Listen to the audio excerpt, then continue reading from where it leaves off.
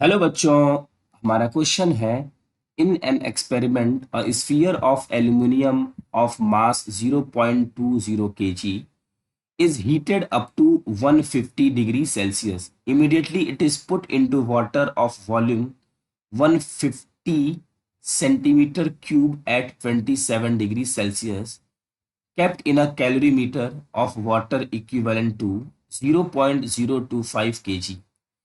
Final temperature of the system is 40 degrees Celsius. The specific heat of aluminium is।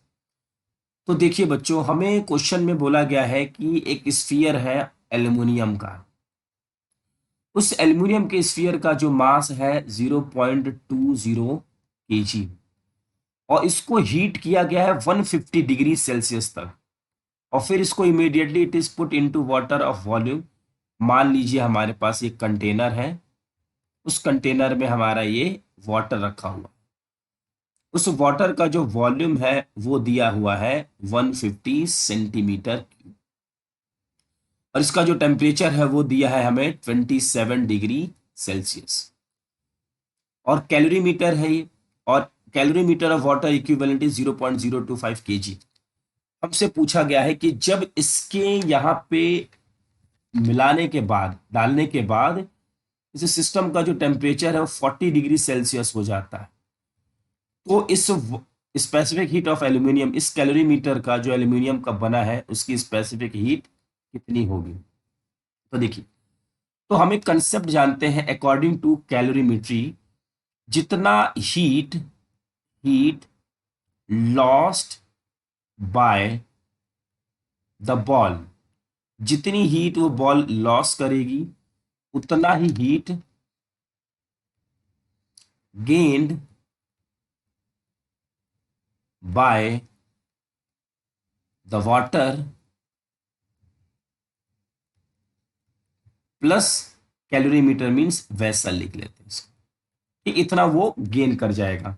इसके लिए लिख सकते हैं M1 C1 डेल्टा टी, इसके लिए लिख सकते हैं M2 C2 डेल्टा टी, और वेसल के लिए M3 C3 डेल्टा टी। ये हमारा वेसल के लिए, ये वाटर के लिए, और ये हमारा बॉल के लिए। बॉल का मास बच्चों 0.2, उसकी स्पेसिफिक हीट कैपेसिटी हमें कैलकुलेट करनी है, और उसका टेम्परेचर इनिशियली दिया था 150 और हो गया है वो 40 डिग्री, है ना, इज इक्वल टू M2। अब ये M2 हमें नहीं पता है, M2 हमारा क्या है, वाटर है। अब मास ऑफ वाटर हमें नहीं पता बच्चों, यहाँ पे वॉल्यूम दिया हुआ है वाटर का, तो mass is equal to density into volume जानते हैं हम। डेंसिटी ऑफ जो वाटर होती है 1000 kg पर मीटर क्यूब, और वॉल्यूम हमारा हमें गिवन है 150 सेंटीमीटर क्यूब, मीन्स 10 की पावर -6 मीटर में किया तो, और ये आ जाएगा 150 इंटू 10 की पावर -3। इसको लिखा जा सकता है 0.15 kg। तो यहां से बच्चों ये आ जाएगा 0.15 kg।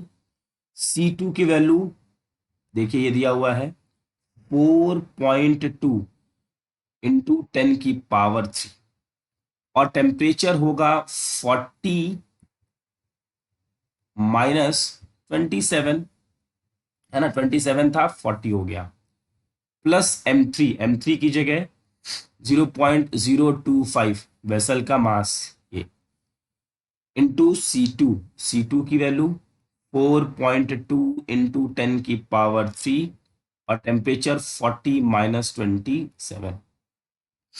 इसको सॉल्व करेंगे बच्चों, और C1 की जो वैल्यू आ जाएगी 0.434 इंटू 10 की पावर 3 जूल पर केजी डिग्री सेल्सियस। तो हमारे इस क्वेश्चन का आंसर हो जाएगा 434। इसको हम ये लिख सकते हैं, इसको हटाने के बाद 434 जूल पर केजी डिग्री सेल्सियस। तो हमारे इस क्वेश्चन का आंसर होगा 4। आई होप बच्चों कि आपको ये क्वेश्चन अच्छे से समझ में आ गया होगा। Thank you.